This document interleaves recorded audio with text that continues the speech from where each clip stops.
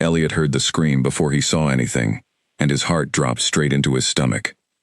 It was not a scream of pain, not exactly, but it was sharp and sudden, cutting through the quiet afternoon air like a blade through silk, and every instinct in his body told him something was wrong. He had been carrying a basket of firewood back toward the eastern lodge when the sound reached him, and without thinking, he dropped the basket right there in the dirt and ran. His paws hit the ground hard, kicking up dust behind him as he sprinted through the tall grass, past the old oak tree with the broken branch, past the training yard where the older wolves usually sparred, and toward the sound that was still echoing faintly from somewhere near the hidden meadow behind the ridge. Nobody was supposed to be out there. That meadow was too close to the border, too close to land that did not belong to the pack, and if the pups had wandered that far alone, there was no telling what might be waiting for them. Elliot's mind raced through every terrible possibility as he ran. Rival wolves, a wandering bear, a fall from the rocky ledge near the stream. He had been an Omega his whole life, low in rank, easily overlooked, but he had never once forgotten his duty to the little ones of the pack, especially the Alpha King's own children. If something happened to them while he was the one who noticed they were missing, he would never forgive himself. He burst through a wall of tall grass and skidded to a stop so fast that he nearly tripped over his own feet. There, in the middle of the sunlit meadow, sat 3 small wolf pups, and in front of them, nose twitching, ears flat against its head, sat a small white rabbit. The scream had not been a cry of danger. It had been laughter. Wild, uncontrolled, delighted laughter from the smallest pup, a fluffy little female with a patch of gray fur near her tail, who had just fallen backward into the grass because the rabbit had hopped up and startled her. Elliot stood frozen at the edge of the clearing, his chest heaving from the run, his mind struggling to catch up with what his eyes were showing him. The 2 older pups, a boy with dark fur and sharp golden eyes, and a girl with a softer brown coat, were both kneeling in the grass, holding out small pieces of shredded cabbage leaf toward the rabbit, coaxing it closer with soft, encouraging whispers. "It likes you, Finn," the girl said, giggling as the rabbit sniffed at her brother's outstretched paw. "Look, it's not scared anymore." "Rosie, be quiet. You'll scare it away again," Finn whispered back, though he was smiling so widely it ruined the effect of his warning entirely. The smallest pup, still lying on her back in the grass from her fall, rolled over and crawled closer, holding up her own piece of cabbage with the kind of fierce determination only a very young child could manage. "My turn," she announced. "Ivy's turn now." Elliot let out a breath he did not realize he had been holding, and with it came a wave of relief, so strong his knees nearly buckled. They were safe. Nobody was hurt. There was no danger here at all, only 3 pups and a rabbit, and a picnic of vegetables that had clearly been stolen from the kitchen stores. But relief quickly gave way to something else entirely, a cold and creeping realization that settled into his stomach like a stone. They should not be here. The meadow behind the ridge was forbidden to pups without an escort, not because it was especially dangerous on its own, but because it sat too close to the boundary line that separated their pack's territory from the unclaimed lands beyond. Unclaimed lands meant unclaimed dangers, wandering wolves with no pack loyalty, creatures that answered to no one and followed no rules. The Alpha King himself had made the rule clear after a scout had spotted strange tracks near the border only a season ago. No pup was to cross the ridge alone. And there was something else too, something that made Elliot's throat tighten, even as the pups continued their happy game in front of him. Wild rabbits were not pets. They were not meant to be fed and coaxed and given names. In the eyes of the pack elders, an animal like that belonged to the forest, to be left alone, or, in leaner times, to be hunted for food. The idea of pack pups treating one like a friend, feeding it cabbage stolen from the stores, would not be seen as innocent fun by everyone. Some of the older wolves held tightly to the old ways, the ones that said wolves and prey did not mix, not even in play, not even for children. If anyone else found out about this, there would be consequences, not just for the pups, who were young enough to be forgiven almost anything, but for whoever was supposed to be watching them, and right now, nobody was watching them at all. "Finn, Rosie, Ivy." Elliot's voice came out sharper than he intended, edged with the leftover fear from his sprint across the meadow, and all 3 pups jumped at once. The rabbit, sensing the sudden shift in energy, bolted several feet away, and froze near a cluster of ferns, its nose twitching rapidly as it watched the new arrival with wide, dark eyes. "Elliot," Rosie was the first to recover, scrambling to her feet with cabbage leaves still clutched in her small paw. "You scared her. She was just starting to trust us." "I scared her?" Elliot took a step closer, his heart still hammering from both the run and the shock of finding them here instead of in danger. "Do you three have any idea what I thought happened when I heard that scream? I thought one of you had fallen off the ridge. I thought a stranger had found you. I ran the whole way here thinking the worst, and instead, I find you having a picnic with a wild rabbit past the boundary line." The pups exchanged guilty looks, the kind that children give each other when they know they have been caught doing something they were not supposed to do, but are not entirely sure how much trouble they are actually in. Finn, ever the bold one despite being only a season older than his sisters, stepped forward first, chin lifted in an attempt at confidence that did not quite mask the nervousness in his golden eyes. "We didn't mean to scare you. Ivy just fell over laughing, that's all. Nothing bad happened, see? We're fine." "You crossed the ridge," Elliot said, keeping his voice low now, aware that sound carried easily across open meadows, and the last thing they needed was for someone else to come investigate. "Your father has told you 100 times not to come out here without one of the guards." "We know," Rosie admitted, twisting the cabbage leaf between her fingers. "But we found her 3 days ago, hurt near the stream, and we've been sneaking out to check on her ever since, and she's not hurt anymore, and we couldn't just leave her. And please don't tell Father, please. He'll be so angry, and he might make us stay inside for the rest of the season, and we only wanted to help her get better." The words tumbled out in a single breathless rush, and Elliot found himself momentarily lost for a response. He looked past the pups to the small white rabbit still frozen near the ferns, taking in for the first time the faint scar along one of its back legs, mostly healed now but still visible if you knew where to look. A wound like that could have come from a hawk's talons, or a close call with a fox, or any number of small dangers that lived in the wild spaces beyond the pack's protection. They had saved it.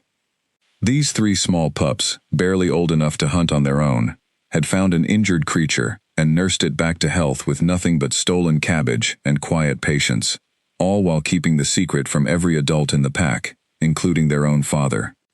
Elliot felt something shift in his chest, some mixture of exasperation and unexpected tenderness that he did not quite know what to do with. "You still shouldn't have crossed the ridge," he said finally, softening his tone, even as he held firm on the point. "That rule exists for a reason. It doesn't matter how good your intentions were. If something dangerous had wandered across that border while you were out here alone, I don't know what I would have done."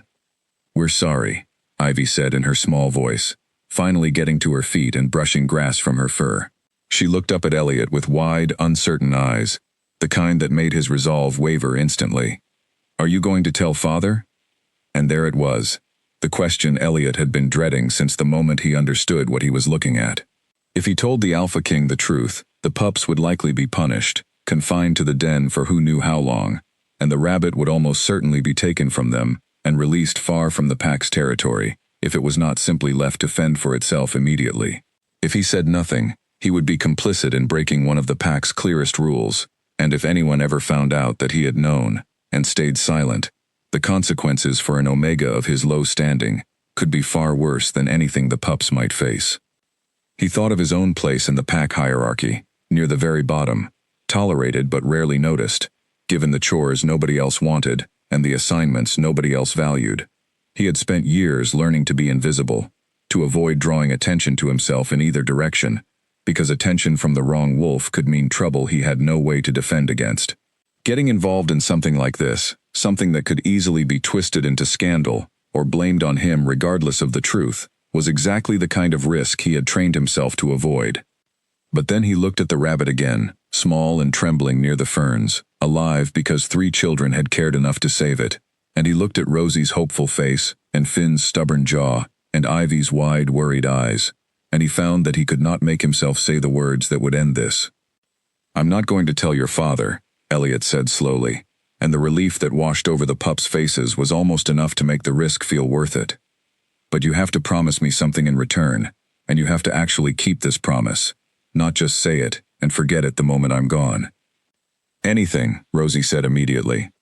You do not cross the ridge alone again. Not for any reason. If you want to check on her, you find me first, and I will come with you. That way, if something does happen, at least one adult knows where you are, and can get help quickly. Do you understand? The three pups nodded in unison, their earlier guilt now replaced with something closer to excitement, as though Elliot's offer to accompany them transformed their secret from a forbidden mistake into a genuine adventure with an ally. You'll really come with us? Finn asked, a note of surprise in his voice, as if he had not expected an adult, even a low-ranking one, to agree to keep such a risky secret. I'll come with you, Elliot confirmed, glancing once more at the sun beginning its slow descent toward the tree line. But not today. It's getting late, and we need to head back before anyone notices we're all missing at once. Gather up whatever is left of that cabbage, before someone in the kitchens realizes exactly where their vegetables have been disappearing to. The pups scrambled to collect the remaining scraps, and Elliot watched as Rosie knelt one last time near the rabbit, murmuring something too quiet for him to hear, before straightening up and joining her siblings. The rabbit watched them go with its dark, unreadable eyes, then slipped away into the undergrowth at the meadow's edge, disappearing, as though it had never been there at all. As they made their way back toward the ridge, Elliot found himself glancing over his shoulder more than once, an uneasy feeling settling over him that he could not quite explain. The meadow behind them looked peaceful enough in the fading afternoon light, empty and quiet, but something about the stillness felt wrong, as though the air itself was holding its breath. He told himself it was nothing, just nerves left over from the scare of hearing that scream and the weight of the secret he had just agreed to keep. But as they crested the ridge and started down the familiar path toward the den, he could have sworn he felt eyes on his back the entire way, watching from somewhere among the trees, marking every step he took. He did not know it yet, but he was right. The next 3 days passed without incident, though Elliot found himself unable to shake the uneasy feeling that had followed him home from the meadow. He kept to his usual routine, chopping firewood, hauling water, mending the torn edges of the den's outer walls, all the small, unglamorous tasks that fell to an Omega with no particular skill in hunting or fighting. But every so often, while carrying a bucket across the yard, or sweeping dust from the entrance, he would catch himself glancing toward the tree line, half expecting to see someone watching him, though he never saw anyone at all. On the fourth morning, true to his word, he found Finn waiting for him near the woodpile before the sun had fully risen, practically vibrating with impatience. You said you would come with us, Finn reminded him, as though Elliot might have forgotten in the span of a few days. Rosie already has the cabbage. Ivy's waiting by the ridge. Elliot set down the log he had been carrying and wiped his paws against the rough bark of his apron, glancing around the yard to make sure no one else was close enough to overhear. The den was still mostly quiet at this hour, with only the earliest risers beginning their morning chores, but he had learned long ago that quiet did not always mean unobserved. Let me finish this stack first, he said, nodding toward the half-built pile of firewood beside him. If I disappear without a word, someone will notice and start asking questions, and questions are exactly what we don't need right now. Finn huffed with the particular impatience of a young pup who did not yet understand why adults insisted on doing things properly instead of simply rushing ahead, but he waited anyway, kicking at pebbles near his feet while Elliot finished stacking the remaining logs in neat, even rows. It took only a few more minutes, though to Finn it clearly felt like an eternity, and then Elliot was brushing bark dust from his paws and gesturing for the pup to lead the way. They collected Rosie and Ivy at the base of the ridge, both girls practically bouncing with the same barely contained excitement as their brother, and together, the four of them made their way up and over into the hidden meadow beyond. The white rabbit was already there when they arrived, nibbling at a patch of clover near the ferns, and it lifted its head at their approach but did not immediately flee, a sign of the trust the pups had clearly been building over the past several days. Elliot watched from a short distance as the three siblings settled into the grass and began their now familiar ritual, coaxing the rabbit closer with soft words and pieces of stolen vegetable, and despite his lingering unease, he found himself smiling at the sight. There was something genuinely lovely about it. 3 young wolves and 1 small rabbit, natural predator and natural prey, sitting together in perfect peace under the morning sun. It went against everything the old stories taught, everything the pack elders believed about the proper order of things, and yet here it was, undeniable and gentle and true. "You should come closer," Rosie called out to him after a while, patting the grass beside her. "She won't hurt you, obviously, but she might get used to more people faster if she sees you're not scary either." Elliot hesitated only a moment before crossing the meadow and settling into the grass beside the pups, folding his legs beneath him and trying to make himself appear as unthreatening as possible. The rabbit eyed him warily at first, ears swiveling in his direction, but after a few minutes of careful stillness, it resumed its nibbling, apparently deciding he posed no immediate threat. "What should we name her?" Ivy asked, breaking the comfortable silence that had settled over the group. "She needs a name. We can't just keep calling her the rabbit." "Snowdrop," Rosie suggested immediately, clearly having already given this considerable thought. "Because she's white like snow, and snowdrops are the first flowers that come up after winter, and she was hurt in winter, so it fits." Finn wrinkled his nose at the suggestion, though he offered no better alternative, and Ivy simply clapped her paws together in delighted agreement, declaring the matter settled before anyone else could weigh in. "Snowdrop it is then," Elliot said, unable to hide his amusement at how quickly the decision had been made without any actual discussion. As the pups continued their game, Elliot found his thoughts drifting to the practical matter that had been nagging at him since their first encounter in the meadow. Snowdrop clearly could not survive indefinitely on stolen kitchen scraps and the occasional handful of wild clover. Winter would return eventually, and a domesticated rabbit, one grown accustomed to easy food and gentle company, might struggle to fend for herself if the pups' attention wavered, or if circumstances forced them to stop their visits. "We should build her something," he said, mostly thinking aloud. "A proper shelter. Somewhere she can hide from hawks and foxes when you three aren't here to protect her. Somewhere dry, in case it rains." The pups seized on the idea with predictable enthusiasm, and the remainder of the morning was spent gathering fallen branches and dried leaves from the edge of the meadow, constructing a small, sturdy burrow tucked beneath the roots of an old fallen tree near the ferns where Snowdrop seemed most comfortable. It was not an elegant structure by any means, more a haphazard pile of sticks than any proper den, but it offered shelter from both weather and predators, and the pups worked at it with the kind of focused determination that Elliot rarely saw them apply to their actual training exercises.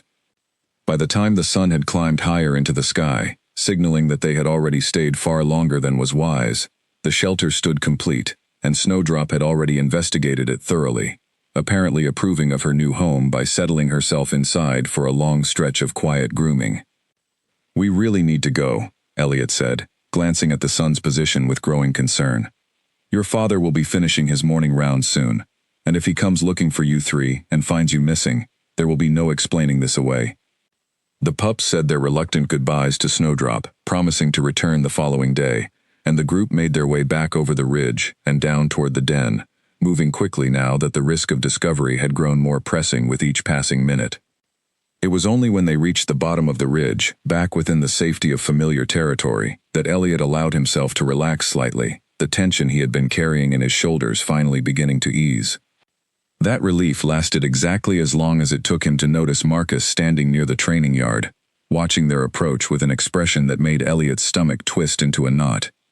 Marcus was a mid-ranking wolf, ambitious and sharp-tongued, known throughout the pack for his talent at noticing exactly the kinds of things other wolves wished to keep hidden, and for making sure those things eventually became common knowledge whether the wolves in question liked it or not. He had never been particularly unkind to Elliot, but he had also never been particularly kind, treating the Omega with the same casual dismissiveness most higher-ranking wolves reserved for those they considered beneath their notice. Now, however, his dark eyes were fixed with unusual interest on the small group emerging from the direction of the Forbidden Ridge, and Elliot felt a fresh wave of dread wash over him as he realized just how much explaining they might soon need to do.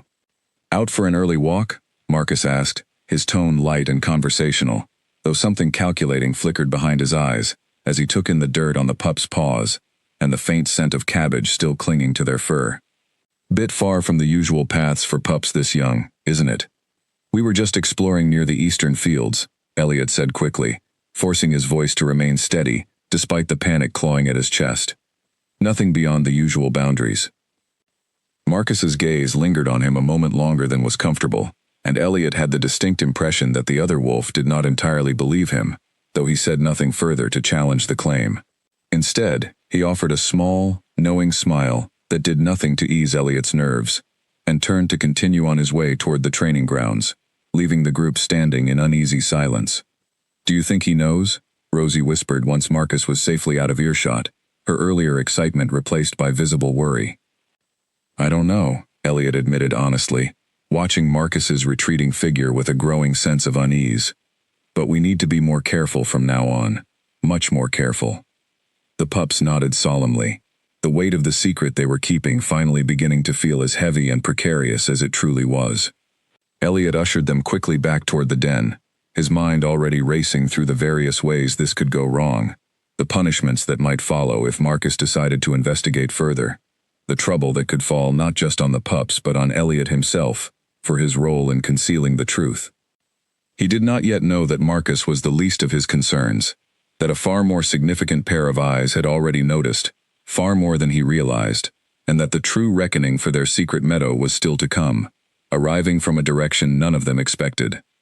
Gideon had known about the meadow for 6 days. He had not meant to discover it. It had started as an ordinary evening patrol along the northern boundary, the kind of routine check he performed himself at least twice a week, despite having a dozen capable guards who could easily handle the task.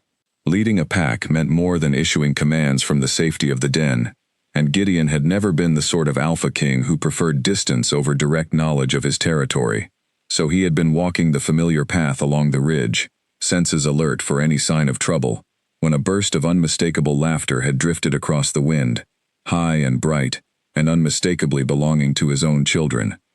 He had followed the sound instinctively, every protective instinct flaring at the thought of his pups being out past the boundary alone, and he had crested the ridge fully prepared to scold them soundly for wandering so far without permission. Instead, he had found himself frozen at the edge of the meadow, watching a scene so unexpected that it took him several long moments to process what he was actually seeing. His 3 children, along with an omega he recognized only vaguely from around the den, were sitting in a loose circle in the tall grass, coaxing a small white rabbit closer with pieces of shredded vegetable. There was no danger here, no crisis requiring his intervention, only an image of such quiet, uncomplicated joy that something in Gideon's chest had ached at the sight of it.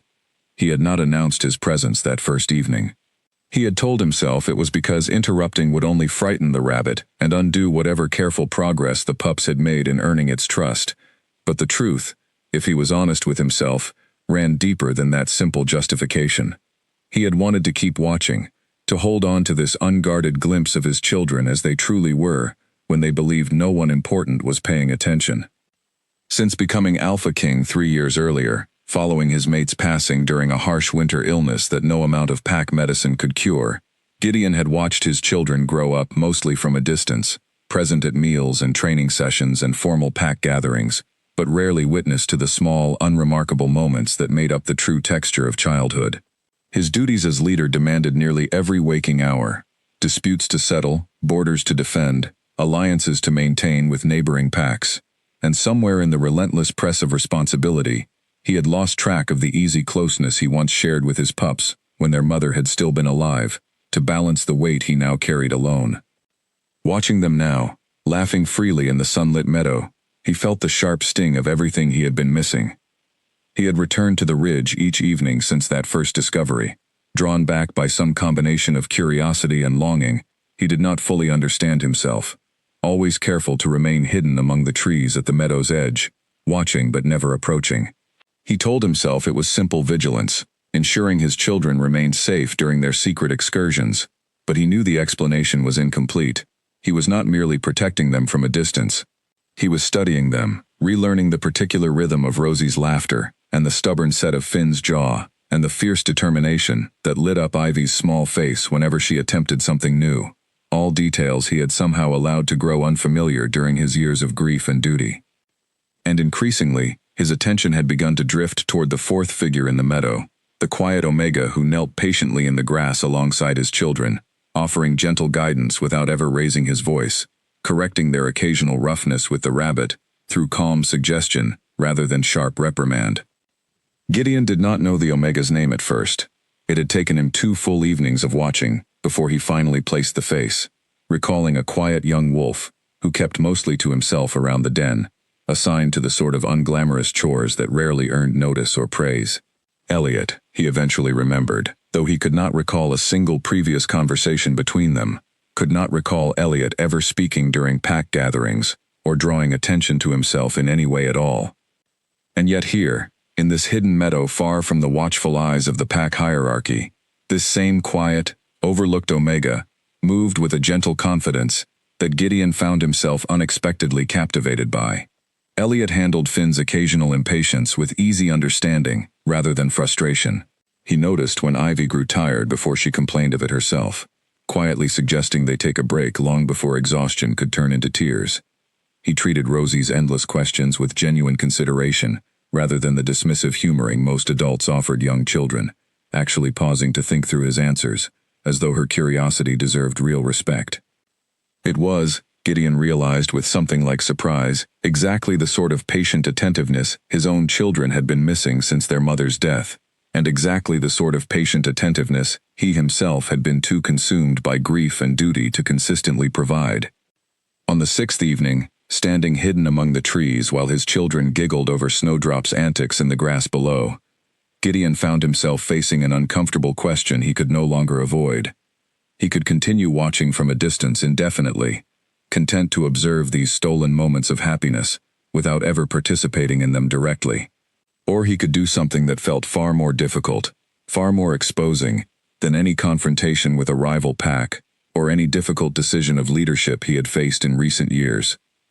He could walk down into that meadow and ask if there was room for one more. The thought terrified him in a way he found almost embarrassing to admit, even silently to himself. As Alpha King, he commanded absolute authority within his territory, his word law, his presence commanding respect and often fear from every wolf in the pack.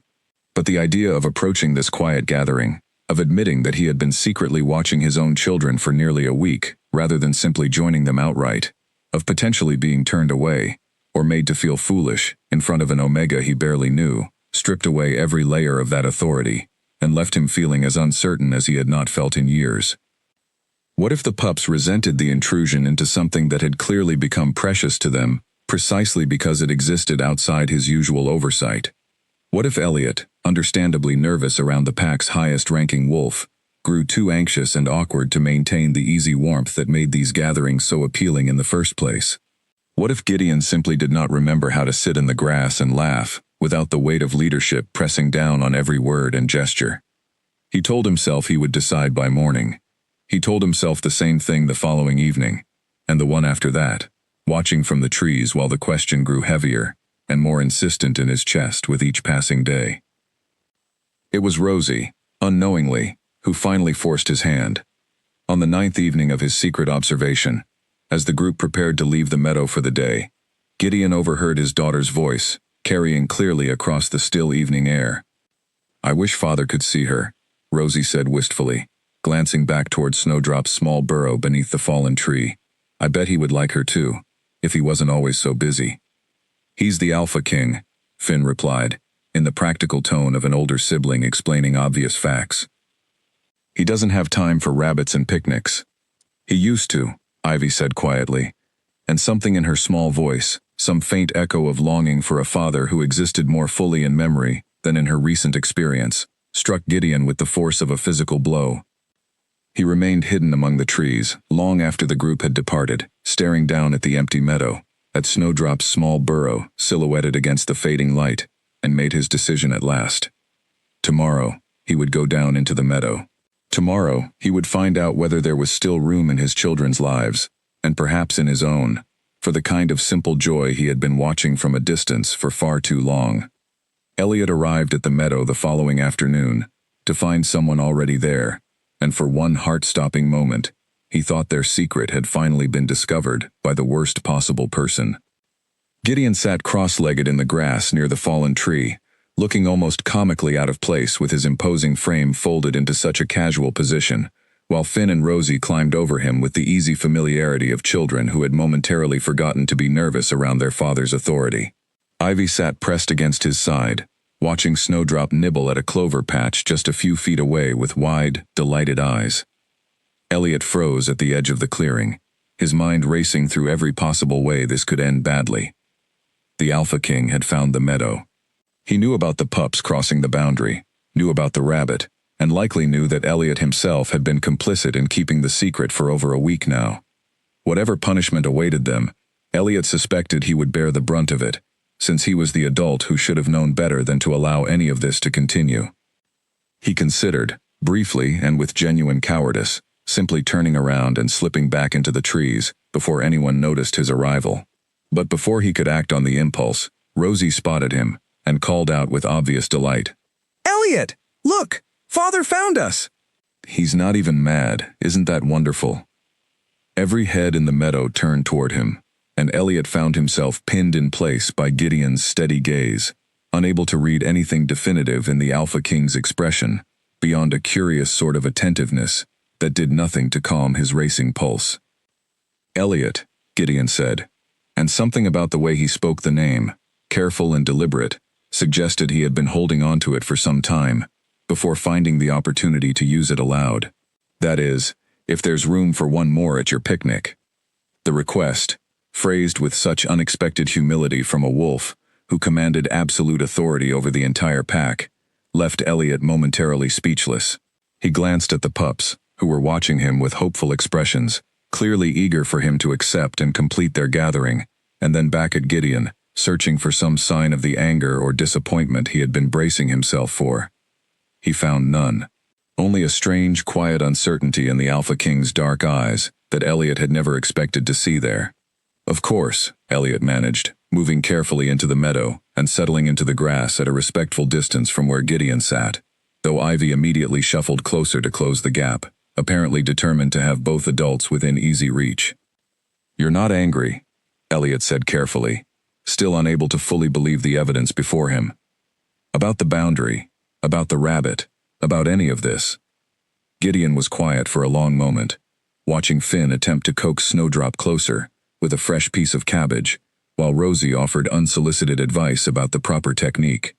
"I have known about this meadow for 9 days, he admitted finally, and Elliot felt his stomach drop at the confirmation of what he had feared. "I have been watching from the trees each evening, unable to decide whether to reveal myself or simply continue observing from a distance." 9 days, Elliot repeated faintly, thinking back over their careful, whispered conversations about secrecy, their worry over Marcus's suspicious glances, all while the Alpha King himself had been watching the entire time from somewhere just beyond their sight. "I should have approached sooner," Gideon continued, and there was something almost apologetic in his tone that felt entirely foreign, coming from a wolf of his rank and reputation. "But I found myself uncertain how to do so without disrupting whatever this had become for my children. It has been some time since I last saw them laugh so freely, and I did not want my presence to change that." Elliot studied the Alpha King's face, taking in details he had never had occasion to notice before during the rare, formal interactions their respective positions in the pack usually allowed. There were lines of tiredness around his eyes that spoke of years spent carrying burdens without pause, and something in the careful way he held himself around his children now, watchful and attentive, but visibly unpracticed at simply existing in their presence, without the weight of formal duty, pressing down on every interaction. "They talk about you sometimes," Elliot found himself saying, though he was not entirely sure it was his place to share such a thing. Not with complaint, but with a kind of missing. "Rosie mentioned once that she wished you had more time for things like this." Something flickered across Gideon's expression at those words, quick and pained, gone before Elliot could fully identify it. "I am aware that my responsibilities have cost my children more of my presence than I would wish, if circumstances allowed for choice in the matter." "Circumstances rarely offer as little choice as we tell ourselves they do," Elliot said quietly, then immediately flushed at his own boldness, uncertain what had possessed him to offer such an observation to the pack's highest-ranking wolf. "Forgive me, that was not my place to say." But Gideon was watching him now with an expression of genuine interest rather than offense, something curious and searching in his dark eyes. "No, please, continue." "I find myself curious what an Omega who spends his days chopping firewood and building rabbit shelters might have observed about the nature of choice and responsibility." There was no mockery in the words, only sincere invitation, and Elliot found himself relaxing slightly, despite the strangeness of the entire situation. Only that duty often expands to fill whatever space we allow it, unless we deliberately protect something else from being consumed by it. I imagine an alpha king could find an hour most evenings for his children, if he decided that hour mattered enough to defend against every other demand competing for his time. Gideon considered this for a long moment, watching his children continue their patient courtship of the rabbit's trust a few feet away, and something in his posture seemed to settle, some tension easing, that Elliot had not consciously noticed until it began to release. "You may be entirely correct," Gideon admitted finally. "Though I confess I have not had many wolves speak to me with such direct honesty in recent years. Most prefer flattery or careful diplomatic silence." "I apologize if I overstepped," Elliot said quickly, worried he had pushed too far despite Gideon's apparent openness to the exchange. "You did not overstep," Gideon said, and something in his tone carried genuine warmth now, unmistakable and surprising. "I found it refreshing, actually. Please, do not feel obligated to guard your words so carefully around me simply because of my rank. Not here, at least. Not in this meadow." The remainder of the afternoon passed more easily than Elliot could have anticipated, filled with quiet conversation between the two adults while the pups continued their games with Snowdrop, occasionally pulling both Elliot and Gideon into their activities with the easy, demanding confidence of children, who saw no reason why the adults present should not participate fully in their fun. Gideon asked Elliot genuine questions about his life within the pack, his interests beyond his assigned chores, how he had come to develop such a natural patience with young children, and Elliot found himself answering more honestly than he had spoken to almost anyone in recent memory, surprised by how easily the words came once given genuine space to be heard. As the sun began its slow descent toward the horizon, signaling the need to return before their extended absence drew unwanted attention, Elliot helped gather the scattered remains of cabbage leaves, while the pups said their reluctant farewells to Snowdrop for the day. "Will you return tomorrow?" Ivy asked Gideon directly, tugging at his paw with the blunt hopefulness only very young children could manage without any fear of rejection. Gideon glanced toward Elliot for a moment, something questioning in his expression, as though seeking silent confirmation that his continued presence would be welcome, rather than intrusive. "If there remains room for one more," Elliot said, offering a small smile that he hoped conveyed the genuine warmth he felt at the prospect, "I imagine tomorrow's picnic would be glad to have you again." Gideon's expression shifted into something Elliot had never before seen cross the Alpha King's face during any of their previous, distant interactions around the den. Something unguarded and genuinely pleased, and Elliot found himself unexpectedly looking forward to whatever tomorrow might bring, even as some quiet, cautious part of his mind wondered exactly what he might be inviting into his carefully guarded, unremarkable life by allowing this connection to grow any further. 2 weeks passed, and the meadow gatherings became something close to a daily ritual, one that Gideon guarded as fiercely as any border dispute or pact negotiation he had ever handled in his years of leadership. He rearranged his schedule in ways that surprised even his most senior advisors, delegating certain afternoon duties to trusted lieutenants so that he could slip away each day to the hidden meadow beyond the ridge. He told no one where he went during these absences, and though he noticed a few curious glances from wolves who had grown accustomed to his constant availability, he offered no explanation, unwilling to expose something that still felt fragile and precious enough to require protection from outside scrutiny. The pups flourished under the renewed attention. Finn had grown noticeably more relaxed in his father's presence, no longer performing the careful, dutiful version of himself that Gideon realized, with some discomfort, his son had adopted during their years of distance. Rosie chattered endlessly about everything and nothing, secure in the knowledge that her father would actually listen rather than simply nod along, while his mind remained occupied elsewhere. Even Ivy, still young enough that her memories of easier times with both parents remained hazy at best, had begun seeking Gideon out for comfort in small ways she had not before, climbing into his lap during quiet moments with an ease that spoke of rebuilding trust rather than simply continuing an unbroken bond. And Elliot, quiet and steady, had become an unexpected fixture at the center of it all. Gideon found himself looking forward to their conversations, more than he was entirely comfortable admitting, even privately. Elliot possessed a way of observing the world that Gideon had rarely encountered among the wolves who typically surrounded him, more concerned with careful diplomacy or eager flattery than genuine reflection.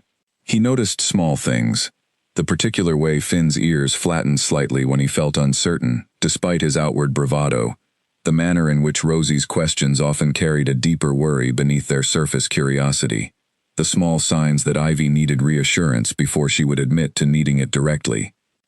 "How did you learn to see all of this so clearly?" Gideon asked one afternoon, watching Elliot gently redirect Finn's growing frustration with Snowdrop's skittishness into a more patient approach, diffusing what might have become a genuine tantrum with a few quiet words and a redirected task.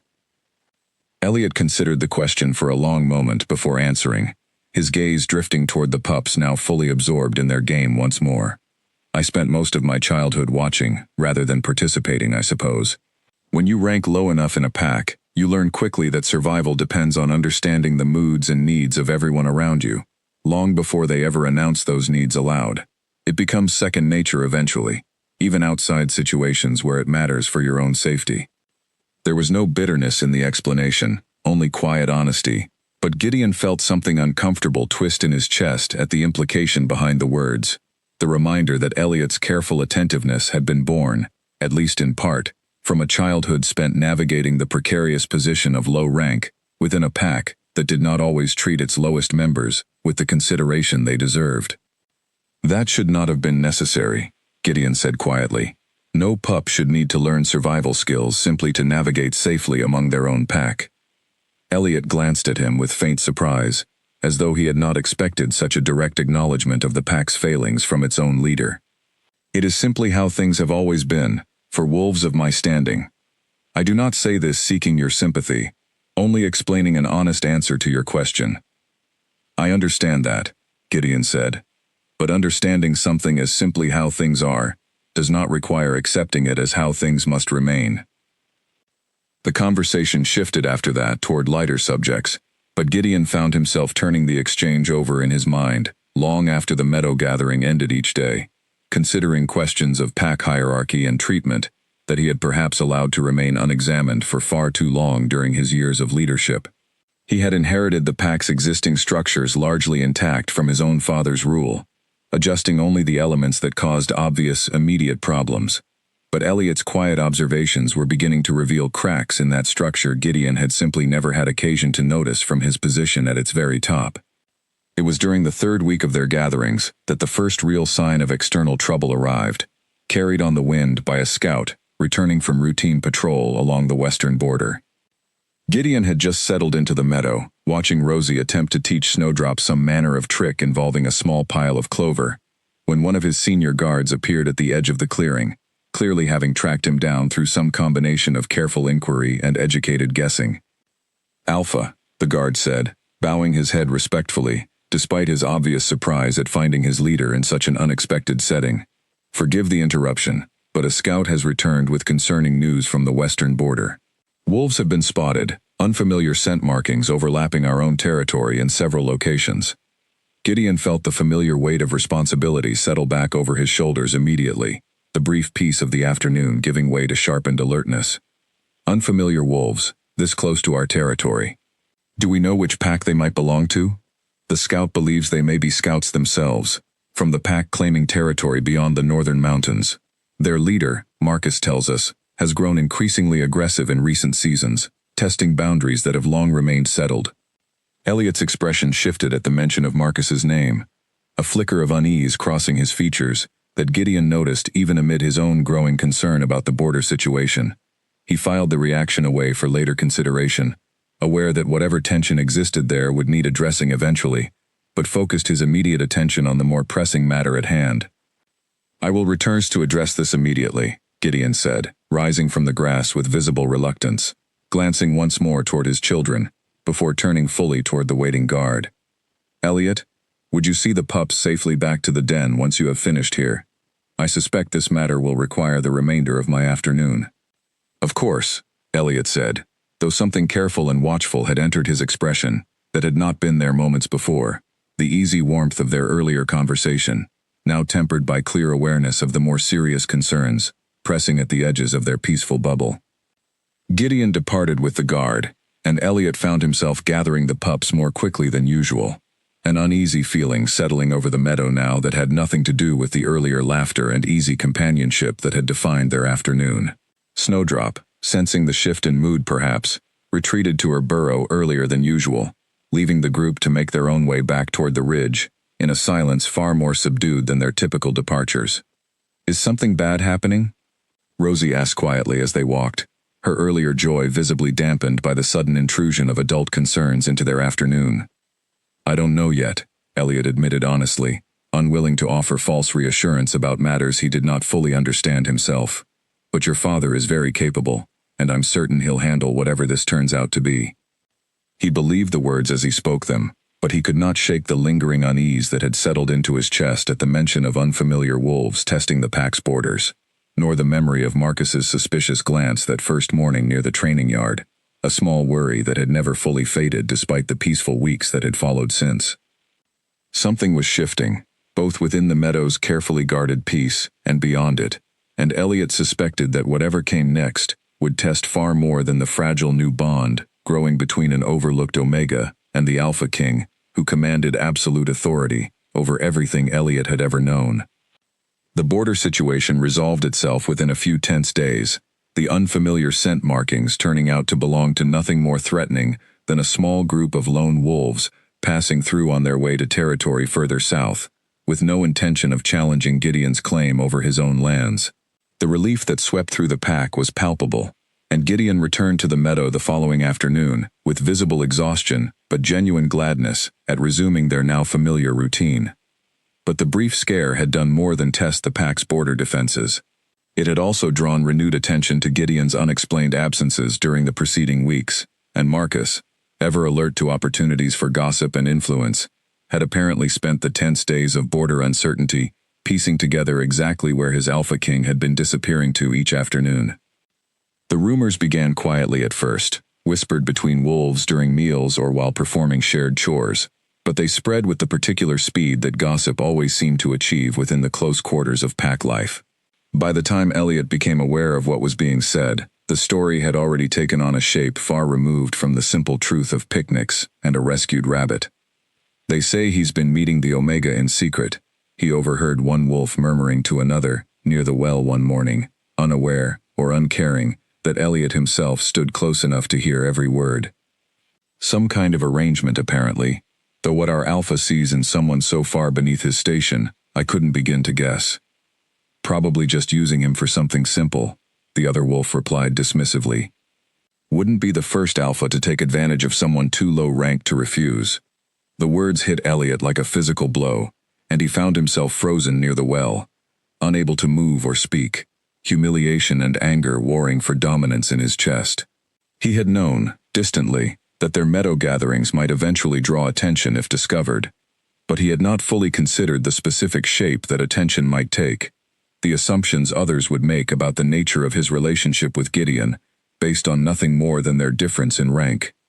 He forced himself to complete his morning chores, despite the whispers that seemed to follow him throughout the day, catching fragments of similar conversations wherever he went, each one adding some new twist or embellishment to the growing rumor. By evening, he had heard at least 3 different versions of events, ranging from relatively mild speculation about favoritism to far more damaging implications about the exact nature of what Gideon supposedly wanted from him.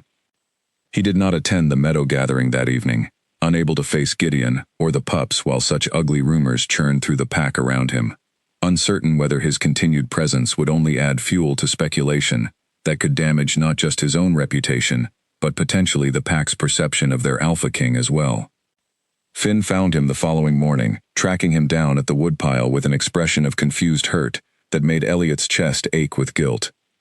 "You didn't come yesterday," Finn said, without preamble, his golden eyes searching Elliot's face for explanation.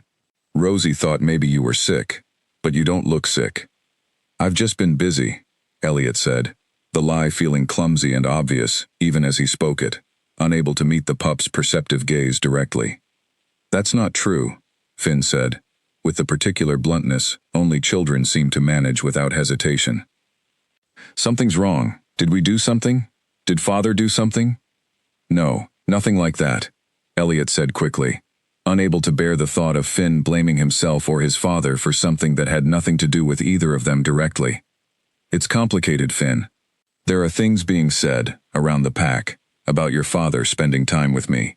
Not kind things. And I don't want to make that worse by continuing to draw attention to it. Finn's expression shifted from confusion to something closer to frustration, an anger that seemed too large for his young frame. That's not fair. You didn't do anything wrong. We wanted you there. I want you there. I know, Elliot said gently, kneeling down to bring himself closer to the pup's eye level. But sometimes doing what feels right isn't simple, especially when other people's opinions can cause real problems for the people we care about.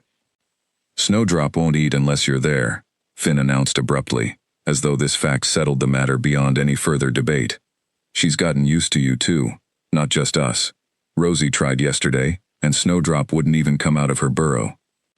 Elliot doubted this claim was entirely accurate, suspecting Finn had embellished the rabbit's supposed distress to strengthen his argument, but the underlying sentiment struck him regardless.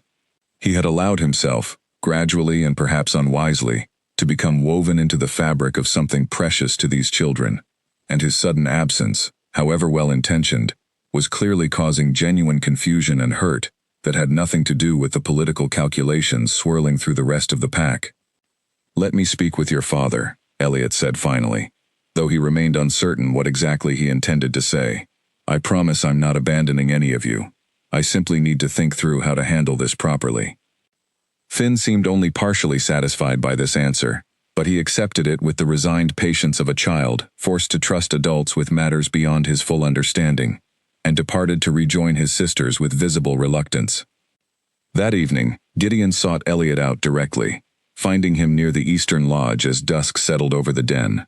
His expression carried none of the easy warmth that had characterized their recent interactions, replaced instead by something sharper and more focused, an intensity that reminded Elliot forcefully of exactly whose presence he now stood in.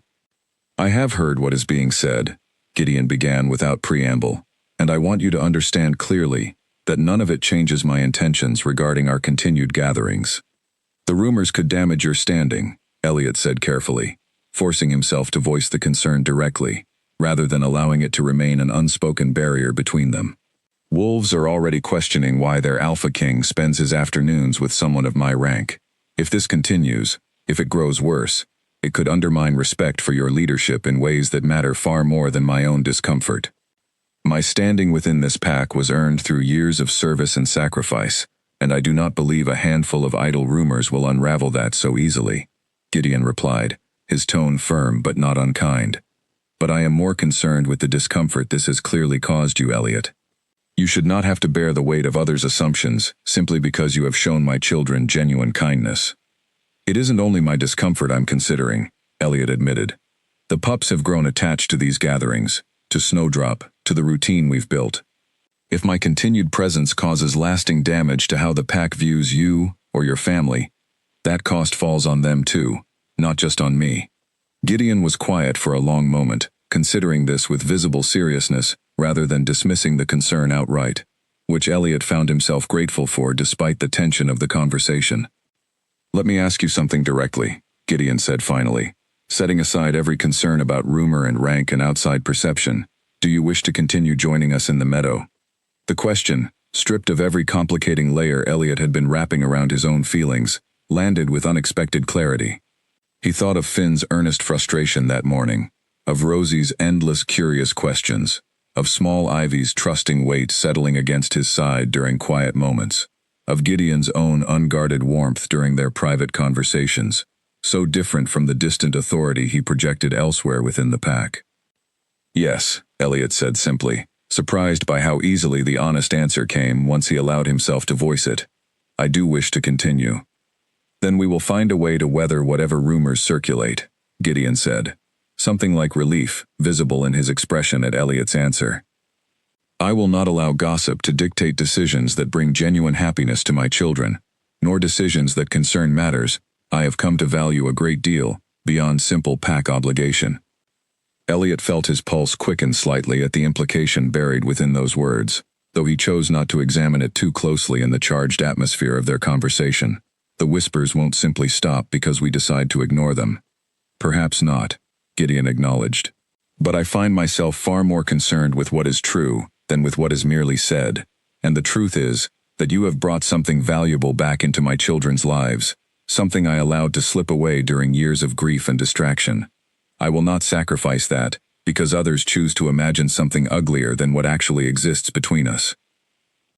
Whatever tension had built between them over the course of the conversation seemed to ease slightly at these words, and Elliot found himself nodding slowly, some of his earlier resolve to withdraw quietly, beginning to waver in the face of Gideon's clear determination. "Come to the meadow tomorrow," Gideon said, more gently now. "The pups miss you terribly, and I suspect Snowdrop does as well, however unlikely a rabbit's genuine attachment might seem to skeptical minds." Elliot found himself smiling, despite the weight still pressing on his chest, and agreed, though the walk back to his own small quarters that night carried more uncertainty than the growing warmth of the meadow gatherings usually left him feeling. Whatever came next, he suspected the coming days would test the fragile new understanding between himself and the Alpha King, far more severely than the whispered rumors already circulating through the pack. The rumors did not fade quietly, as Elliot had privately hoped they might, once the initial excitement of fresh gossip wore off. Instead, they seemed to gain new energy with each passing day, fed in no small part by Marcus, who had apparently appointed himself the unofficial chronicler of every detail regarding the Alpha King's unusual attachment to a low-ranking Omega. Elliot endured the whispered comments and sidelong glances as best he could, throwing himself into his chores with grim determination, but the strain began to show despite his efforts to appear unaffected. He found himself avoiding communal meals when possible, taking his food instead to quiet corners where he could eat without an audience of curious or judgmental stares, and he noticed several wolves who had once treated him with simple, benign indifference, now regarding him with something closer to open suspicion. It reached a difficult peak nearly a week after his conversation with Gideon, when Elliot arrived at the meadow to find the pups waiting with unusually subdued energy, none of their typical bright enthusiasm evident in their greeting. "What's wrong?" he asked immediately, alarm flaring at the uncharacteristic quiet that had settled over all three of them. Rosie was the one who finally answered, her voice small and uncertain. "Some of the older pups said mean things about you at training today. They said you're only nice to us because you want something from Father. They said you're using us." Elliot felt something cold settle in his stomach at the words, the casual cruelty of children repeating whatever ugliness they had absorbed from the adults around them, without fully understanding the weight of what they were saying. "That isn't true," he said carefully, kneeling down to meet Rosie's worried gaze directly. "I care about all three of you, and about Snowdrop, for exactly the reasons that seem obvious. Nothing more complicated than that." "We know that," Finn said, though his jaw remained tight with obvious anger on Elliot's behalf. "We told them they were wrong, but they wouldn't stop saying it, even after we said to stop. I'm sorry you had to deal with that," Elliot said, genuine regret coloring his voice. "This is exactly what I worried might happen, if my continued presence here caused problems that spilled over onto all of you." "We don't care what they say," Rosie insisted, though the slight wobble in her voice suggested the words affected her more than she wanted to admit. "We like having you here. Snowdrop likes having you here. That's what matters, isn't it?" Before Elliot could formulate a response, Small Ivy, who had remained silent throughout the exchange, suddenly announced with fierce determination, "I'm not eating any cabbage today, unless Elliot stays forever. Not just today, forever and ever."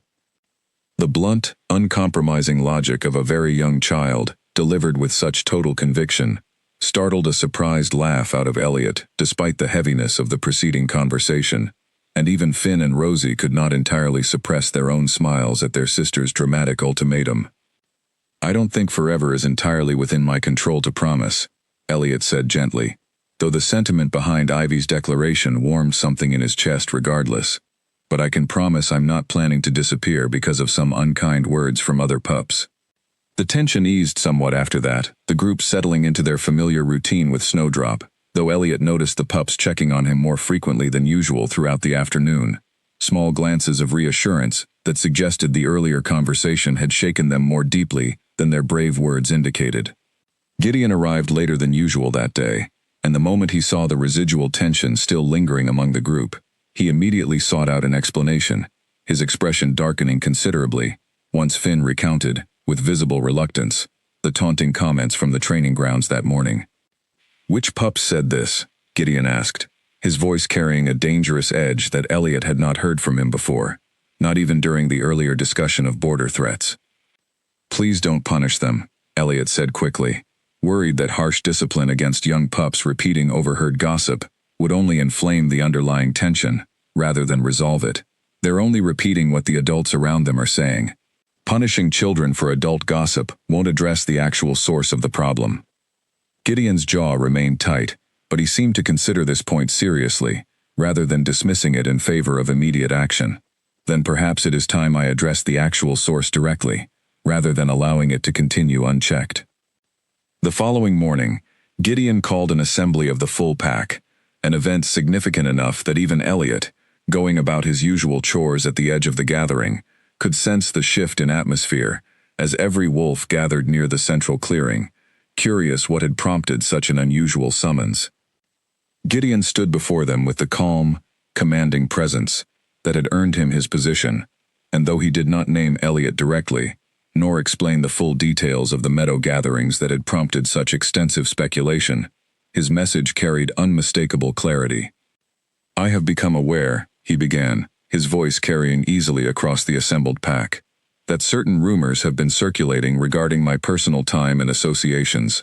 I do not intend to explain or justify how I choose to spend my private hours, as no wolf within this pack, regardless of rank, owes such explanations for matters that harm no one and violate no genuine law of our territory."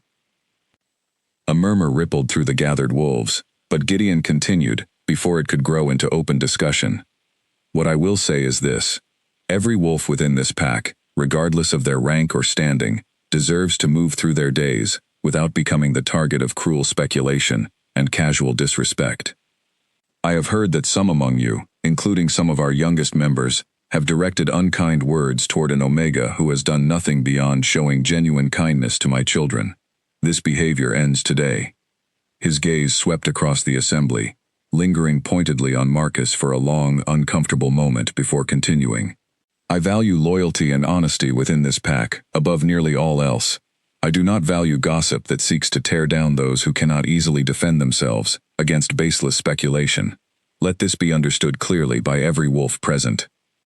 The assembly dispersed shortly after, the atmosphere considerably more subdued than the curious energy that had preceded Gideon's address, and Elliot found himself the recipient of several careful, reassessing glances from wolves who had previously regarded him with open suspicion, though he suspected genuine acceptance would take considerably longer to earn than a single public statement, however forceful. Marcus approached him later that same day, his expression carefully neutral, in a way that suggested considerable effort to maintain composure. "It seems our Alpha King feels rather strongly about protecting your reputation," he said, something unreadable in his tone that Elliot could not quite decipher, as either genuine reconsideration or continued resentment carefully masked. "He feels strongly about protecting his children's happiness," Elliot corrected, unwilling to let the moment pass without clarifying the actual nature of what had prompted Gideon's public address. "I simply happen to be part of what currently brings them that happiness." Marcus studied him for a long moment, something shifting behind his dark eyes that Elliot could not fully interpret, before finally offering a small, grudging nod and continuing on his way without further comment. Elliot did not know whether this exchange represented genuine progress or merely a temporary retreat, but he found himself walking back toward the meadow that evening with a lighter step regardless, buoyed by the knowledge that Gideon had chosen, publicly and unequivocally, to stand beside him, despite the political cost such a statement might carry among certain factions within the pack. Whatever challenges still lay ahead, Elliot suspected they would face them with considerably more support than he had believed possible only a few short weeks earlier, when he had first stumbled upon 3 wolf pups feeding cabbage to a small white rabbit in a forbidden meadow beyond the ridge. The evenings grew longer as the season shifted, and Gideon's public defense of Elliot seemed, gradually, to achieve its intended effect. The whispers did not vanish entirely, but they softened into something closer to curious acceptance rather than open hostility, and the pack at large seemed to settle into a cautious tolerance of whatever unusual arrangement existed between their Alpha King and the quiet Omega he had chosen to publicly champion.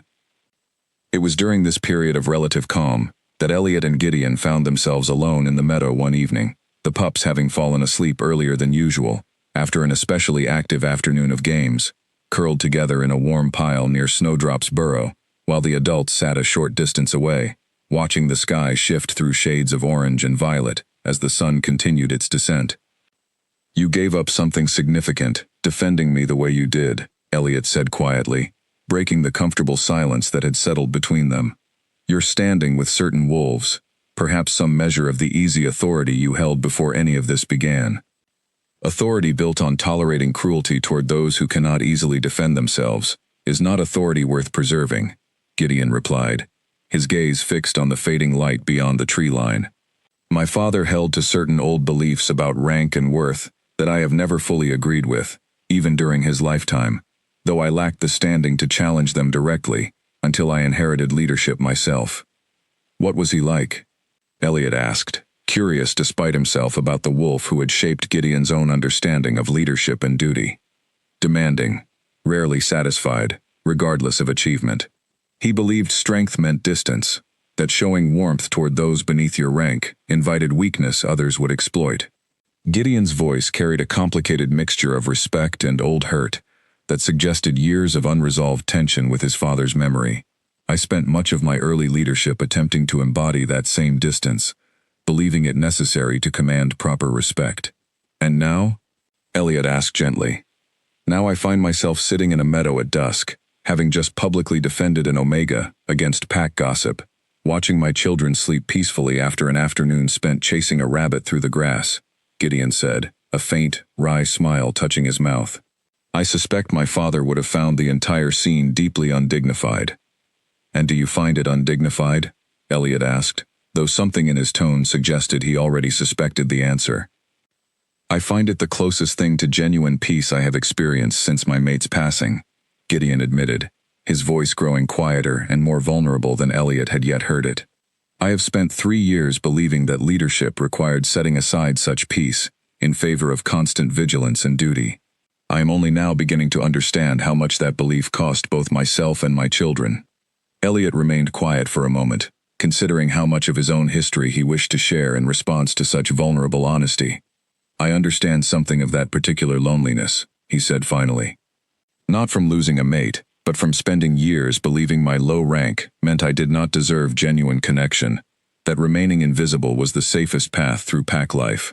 I built my entire existence around not being noticed, precisely because being noticed had rarely brought me anything but trouble in the past."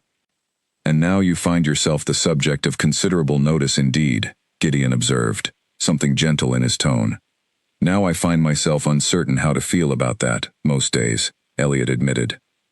"Frightened occasionally that this attention will eventually bring the very trouble I always expected, but also, increasingly, grateful for a kind of connection I had convinced myself I would never experience." Gideon turned to look at him directly then, something searching and sincere in his dark eyes. "I would not wish to be the source of trouble in your life, Elliot. If my continued presence, or my children's attachment to you, ever becomes more burden than genuine happiness, I hope you would tell me honestly, rather than continuing to bear it silently." "It has not become burden," Elliot said, meeting his gaze steadily, despite the vulnerability of the admission.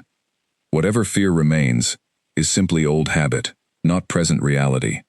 This meadow, these afternoons, your children, even you, Gideon, have brought me more genuine happiness than I believed myself capable of experiencing."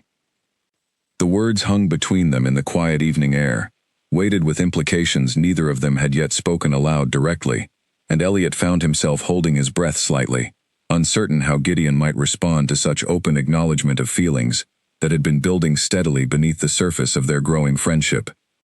Before either could speak further, a sudden gust of wind swept through the meadow, sharp and cold, in a way that immediately shifted both their attention toward the darkening sky beyond the tree line. Clouds had gathered with unusual speed while they had been absorbed in conversation, thick and heavy with the promise of an approaching storm that neither had noticed building until this moment. "That looks serious," Elliot said, rising quickly to gather the sleeping pups, whose peaceful rest was already beginning to be disturbed by the sudden increase in wind. Gideon was on his feet immediately as well, scanning the sky with the sharp assessment of a wolf, accustomed to evaluating threats quickly. We need to move now. This storm is approaching faster than anything I've seen in recent memory, and I do not like the look of those clouds. They roused the pups quickly, Finn and Rosie coming awake with sleepy confusion that sharpened rapidly into alertness as they registered the urgency in their father's voice, while Ivy remained groggy enough that Gideon simply gathered her directly into his arms, rather than waiting for her to fully wake. "What about Snowdrop?" Rosie asked urgently, glancing toward the small burrow beneath the fallen tree, as the wind continued to strengthen around them, bending the tall grass in sharp, sudden waves. "Her shelter should hold against the wind," Elliot said, though he found himself glancing at the structure with fresh concern, remembering the somewhat haphazard construction that had seemed adequate for ordinary weather, but now appeared distinctly fragile against the force of the approaching storm. "But we need to reinforce it quickly if we're going to have any chance of getting everyone home before this hits." Gideon hesitated only a moment before handing Ivy carefully to Elliot and moving quickly toward the burrow himself, gathering additional fallen branches and packing them tightly against the existing structure, with the efficient strength that came from years of physical labor and leadership duties.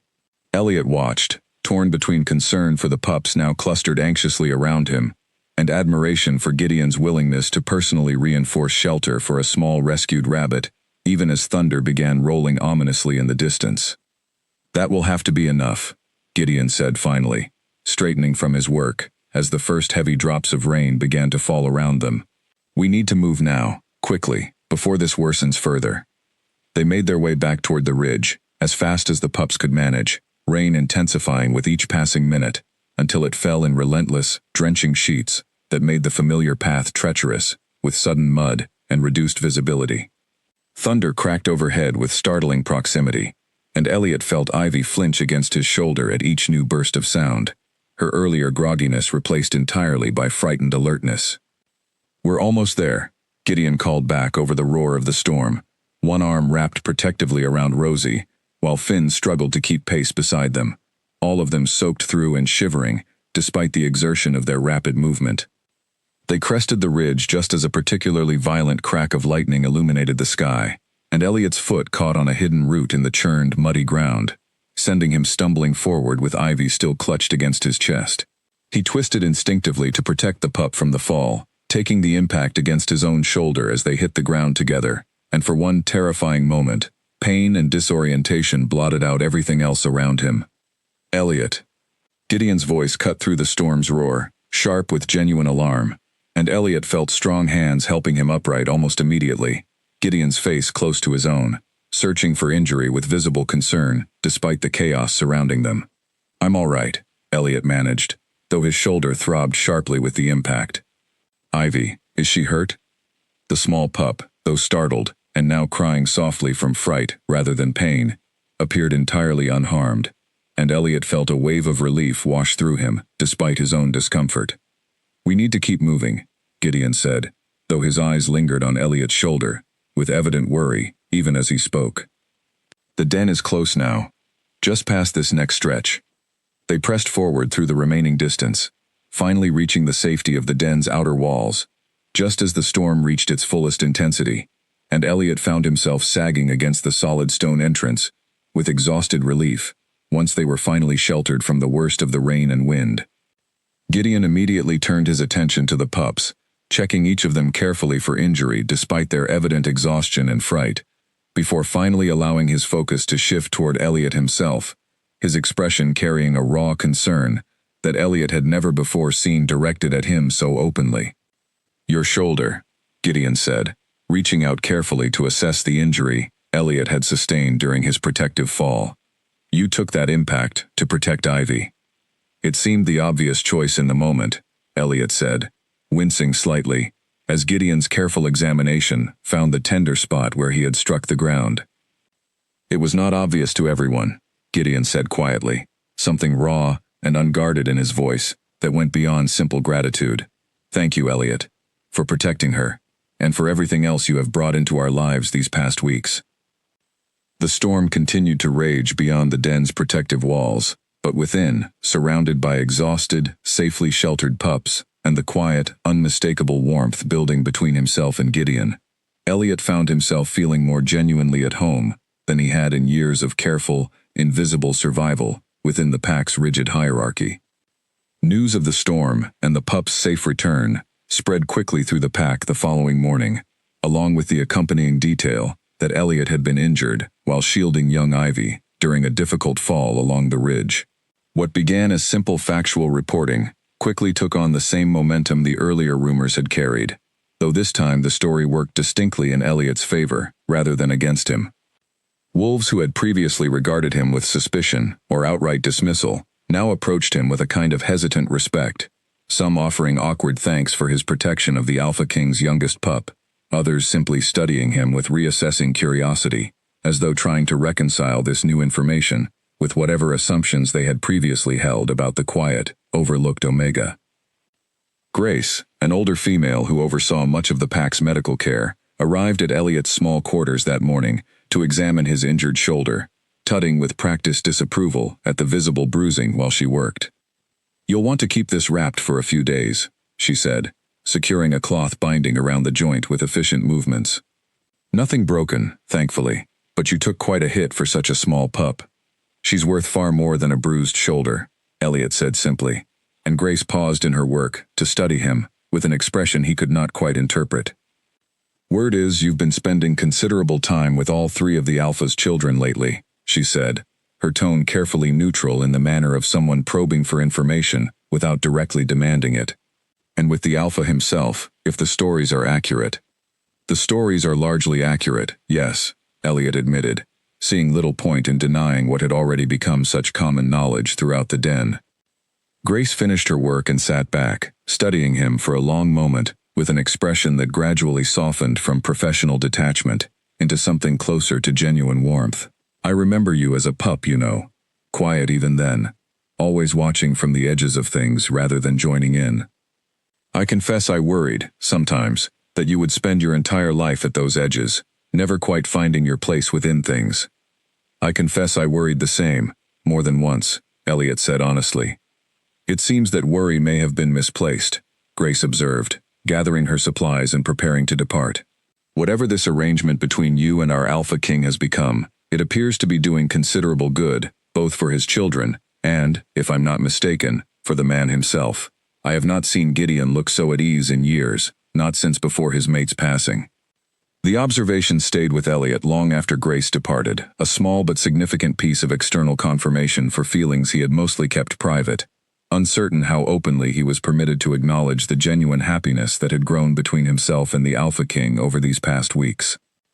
The pups, once recovered fully from their frightening experience during the storm, resumed their daily visits to the meadow with renewed enthusiasm, and Snowdrop, much to everyone's relief, had weathered the storm safely within her reinforced shelter, emerging the following day apparently no worse for the experience. Gideon's attention toward Elliot, meanwhile, had shifted noticeably since the events of the storm, carrying a warmth and directness that neither of them attempted to disguise any longer. He sought Elliot out not only during their meadow gatherings but throughout ordinary days as well, finding small excuses to check on his recovering shoulder, or simply to share brief moments of conversation whenever their paths crossed around the den. Marcus, predictably, remained the most visible holdout against the pack's gradually shifting acceptance, though even his resistance seemed to soften somewhat in the wake of Elliot's injury and the widespread respect it had earned him. He approached Elliot directly one afternoon, several days after the storm, his expression carrying none of its earlier calculation, replaced instead by something closer to genuine, if reluctant, reconsideration. "I owe you an apology, I think," Marcus said without preamble, clearly uncomfortable with the admission, but pressing forward regardless. "I assumed the worst about your intentions from the very beginning, assumed you were seeking advantage through proximity to power, rather than genuine connection. I was wrong." Elliot studied him carefully, weighing whether the apology carried genuine sincerity, or simply reflected shifting political winds, now that Gideon's public support had made continued open hostility increasingly untenable. "What changed your mind?" he asked finally. "Watching you throw yourself between a falling body and a frightened pup, with no audience present to witness the act, no political advantage to gain from the sacrifice," Marcus said. That is not the behavior of someone seeking to manipulate a position of favor. That is simply the behavior of someone who genuinely cares. I appreciate you saying so, Elliot said, and found that he meant it, despite the lingering wariness that months of Marcus's suspicious observation had instilled in him. For what it's worth, Marcus continued, the pack's opinion has shifted considerably in your favor these past days. Whatever remains of the old rumors, I suspect they'll fade entirely before much longer. He was largely correct in this assessment. Over the following 2 weeks, the whispered speculation that had once followed Elliot through every corner of the den gradually gave way to simple, unremarkable acceptance of his growing role within the pack's inner circle. Wolves who had once regarded him with suspicion now greeted him with ordinary friendliness, and even the pack elders, traditionally the most resistant to any deviation from established hierarchy, seemed to have quietly set aside their initial objections in the face of such visible, undeniable good the arrangement had brought to their Alpha King's family. The meadow gatherings, once so carefully guarded and secret, gradually opened to include other members of the pack as well. Curious pups drawn by stories of the friendly white rabbit, older wolves occasionally joining for an afternoon simply to enjoy the peaceful atmosphere that had developed around the once forbidden clearing beyond the ridge.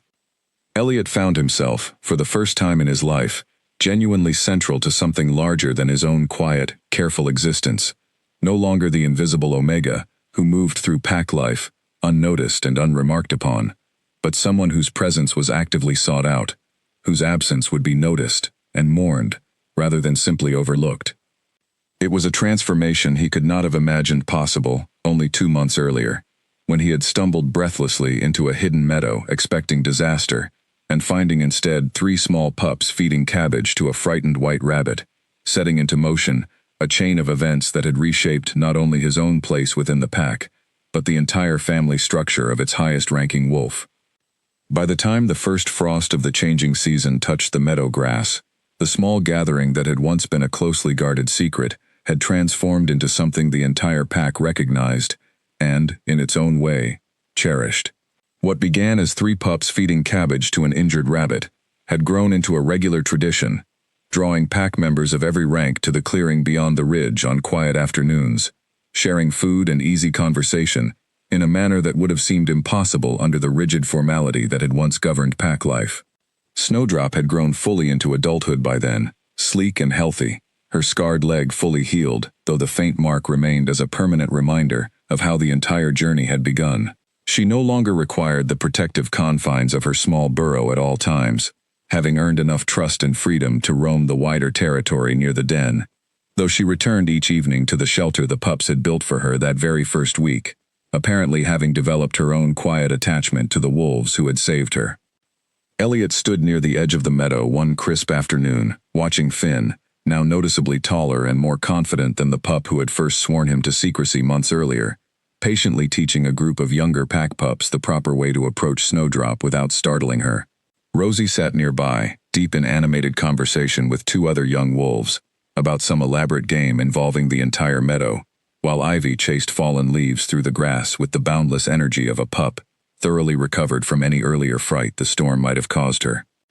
"You've been quiet this afternoon," Gideon said, coming to stand beside him, close enough now that their shoulders nearly touched, a closeness that would have seemed unthinkable between an Alpha King and a low-ranking Omega only a season earlier. "Just thinking about how much has changed," Elliot admitted, watching the joyful chaos of the gathered pups with quiet contentment. "It hardly seems possible that all of this began with a scream I thought meant disaster, only to find 3 pups sharing cabbage with a frightened rabbit." "Sometimes the smallest, gentlest beginnings carry the greatest consequences," Gideon said, something warm and certain in his voice that drew Elliot's attention away from the meadow and toward the wolf standing beside him. "I have been considering something, these past weeks, that I would like to discuss with you properly, rather than simply allowing it to remain unspoken between us." Elliot felt a flutter of nervous anticipation at the seriousness in Gideon's tone, though nothing in his expression suggested anything but genuine warmth. "What is it?" "I have watched you become an irreplaceable part of my children's lives these past months," Gideon said carefully, choosing his words with evident deliberation. "More than that, I have watched you become an irreplaceable part of my own life, in ways I did not believe myself capable of experiencing again, after losing my mate. I do not wish to continue treating this connection between us as some temporary arrangement, dependent on secrecy or the shifting opinions of pack gossip. What are you proposing? Elliot asked, his heart racing despite the outward composure he tried to maintain. I wish to name you formally as my companion, Gideon said, holding Elliot's gaze steadily, despite the vulnerability evident in the admission, not through elevated rank or ceremony, designed to satisfy political concerns, but through genuine acknowledgement, before the entire pack of what you have already become, to myself and my children. I want no more whispered speculation about the nature of what exists between us, only clear, open truth. Elliot found himself momentarily unable to respond, the weight and sincerity of the offer settling over him, with an intensity that left him briefly speechless. He thought of the frightened, invisible Omega he had been only months earlier, trained by years of careful survival to avoid exactly this kind of attention and vulnerability, and found that same caution now entirely absent, replaced instead by simple, overwhelming gladness. Yes, he said finally, the single word, carrying the full weight of everything he had come to feel over these transformative months. I would be honored to accept. Gideon's expression broke into something Elliot had rarely seen from him, an unguarded, genuine joy that transformed his typically composed features entirely, and for a long moment, neither of them spoke, simply standing together at the edge of the meadow, while the pups continued their joyful games nearby, entirely unaware of the significant moment unfolding just beyond their notice. The formal announcement came the following week, during a full pack gathering called specifically for the purpose, and Elliot stood beside Gideon before the assembled wolves, the same wolves who had once whispered cruel speculation about his motives, now watching with expressions ranging from genuine happiness to quiet, respectful acceptance. Some months ago, Gideon began, addressing the gathered pack with the same commanding presence he brought to every important announcement. I discovered that my children had rescued an injured rabbit and had been secretly caring for it in the meadow beyond our northern ridge. What I found there was not merely a rescued animal, but an Omega, whose quiet kindness had already begun reshaping my family in ways I did not know we desperately needed. He turned to look at Elliot directly, and something in his expression carried such open affection that Elliot felt his own composure waver slightly under the weight of being so publicly seen and valued. I stand before you today to formally name Elliot as my companion, not through the elevation of rank or the demands of political convenience, but through simple, genuine truth. He has earned this place beside me, and my children, through months of patient kindness, unwavering courage, and genuine care that asked nothing in return, beyond the simple happiness of those he chose to protect. The gathered pack responded with a wave of approval that surprised Elliot with its warmth. Wolves who had once regarded him with suspicion or dismissal now offering genuine congratulation, and even Marcus, standing near the edge of the crowd, offered a respectful nod that carried none of his earlier calculation. That evening, the entire meadow gathering took on a celebratory atmosphere, pack members of every rank sharing food and conversation beneath the fading autumn light, while the pups, now including several new young friends from throughout the pack, played joyfully around Snowdrop's shelter. Elliot sat beside Gideon near the fallen tree where it had all begun, watching the warm chaos of the celebration with a contentment he could never have imagined possible during his years of careful, invisible survival. "Do you remember?" Rosie said, settling beside them with the easy comfort of a pup thoroughly secure in her place within this newly expanded family, "when you first found us out here, and you thought something terrible had happened?" "I remember quite clearly," Elliot said, laughing softly at the memory. "I nearly fainted from relief when I realized you had only been laughing, not screaming in danger." "I'm glad you found us that day," Rosie said simply, leaning against his side with easy affection. "Everything good that's happened started with that."